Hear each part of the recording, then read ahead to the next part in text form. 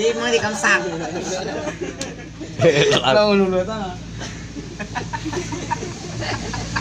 rồi ô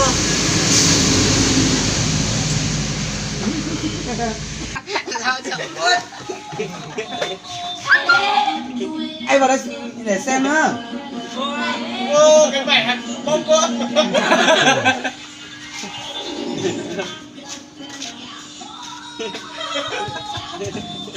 cái thằng cái con cái này cái thằng cái con ó chế thế này vậy chả có mong con rất đấy con nó là mẹ buồn đấy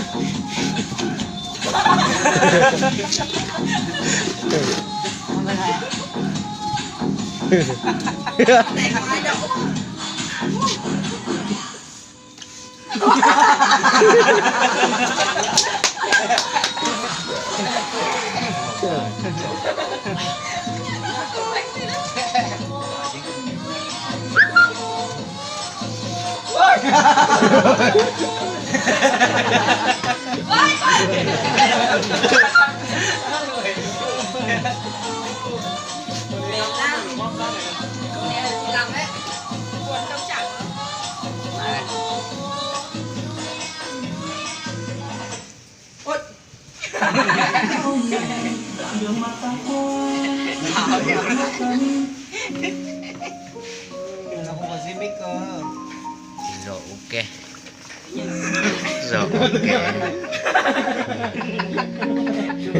đột nhỉ mình đi dưới phi đấy riêng phải buồn nhá thứ nhất là mình phải đi ở với một ngôi nhà rất là xa xong là mình cứ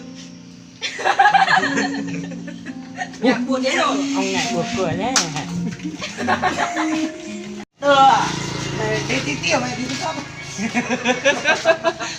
trẻ con chả biết cái gì đúng rồi mày trẻ con mày chả biết cái gì mày trẻ con không biết cái gì mày đi chỗ khác đi ngủ đi muộn rồi Bà sửa chưa? Anh đứng đây một chiều. Bà sửa chưa? Bà sửa Anh có muốn Lọc em rồi coi mà. Lọc ra tôi cái Bây giờ bạn lên tôi này ông nhớ là nó bắt từ áo xa bị tên là thằng tem mà Chờ chứ làm phê thì nó bắt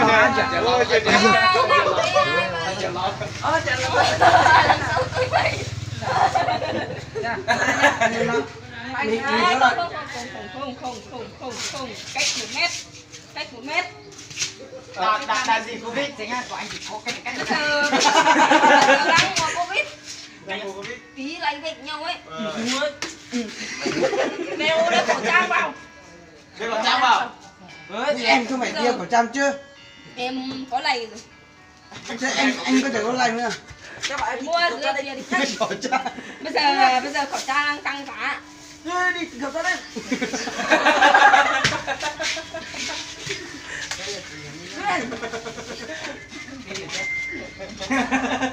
cho mình đi qua phát cho em nào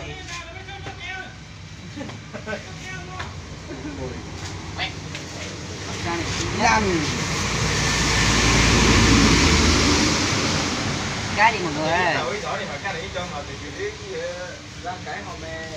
này mày tạo rồi thua ta biết tối nay anh ngủ anh có em nhỉ em xinh nhỉ ôi này anh đây Có giới thiệu còn gì? anh đây Wow, các bạn làm cái gì đây? À, các bạn làm cái gì đây? tình đứng xa là ba cũng tình mẹ là em hết tràn em không hiểu Hiểu anh em mà chơi. không hiểu Này mà chơi từ mới thì nhổn trái mà yêu mà chóc cô lên thế là rồi cứ nhổn trái mà chóc cô lên thế là chắc có đi ngủ không ấy hả Vạ rồi. Đi vạ địch mồm bây giờ. thế mà cái quay một chữ trên rồi nó Tàn như thế nào? À. À. mẹ phát mẹ đi đến đây Ngồi lên chỉ đi tí. hả Rút. cái gì chứ đồng trái rồi